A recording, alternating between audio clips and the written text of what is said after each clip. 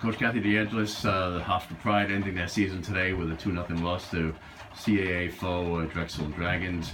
Your assessment on today's game? Well, we didn't have a great first half, and Drexel capitalized on that. I'm really happy with the second half.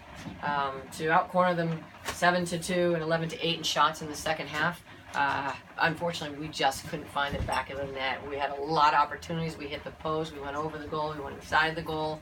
The effort, the energy, particularly in the last 20-25 minutes of the game, was just we couldn't have asked more from a coach as a coaching staff and from the players. Like I said, we didn't start that way, and if we did, I think it would have been a different outcome. Going back to the first period, the Dragons had 11 shots. Right. However, at the end, they only had 2 goals total. What did you see in the Pride defense here to have a good performance tonight? Right. Well, yeah. You know that just with that statistic alone, you know that we were doing the right things. I think one of those was a penalty stroke on the goal. We were much more steady today than we have been in some of the previous games, despite the weather, which both teams had to be under these type of conditions. But I think defensively we really tightened up, had a real discipline. Particularly after that first goal went in, I thought we were outside the penalty stroke, but I thought we really did a great job and a lot more discipline. That's what it comes down to in defense. At the end of the first half, you guys only had 1 shot on goal.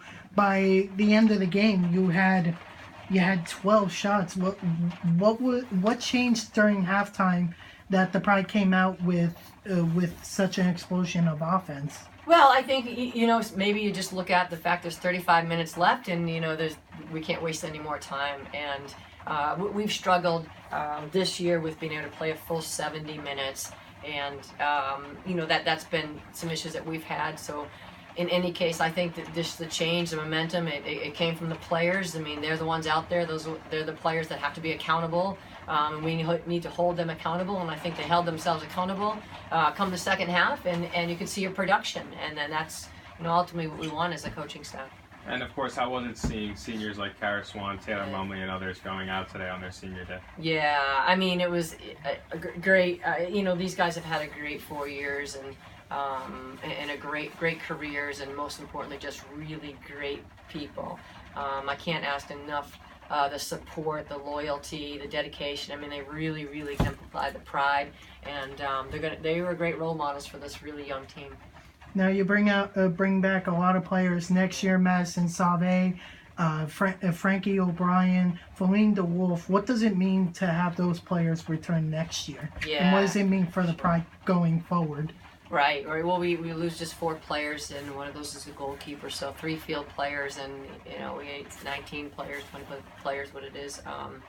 We've got those players are going to be impact players for us, and I think they're going to really help push this program. You have to have players that really can push, and they've showed this year how valuable and how hard they can work.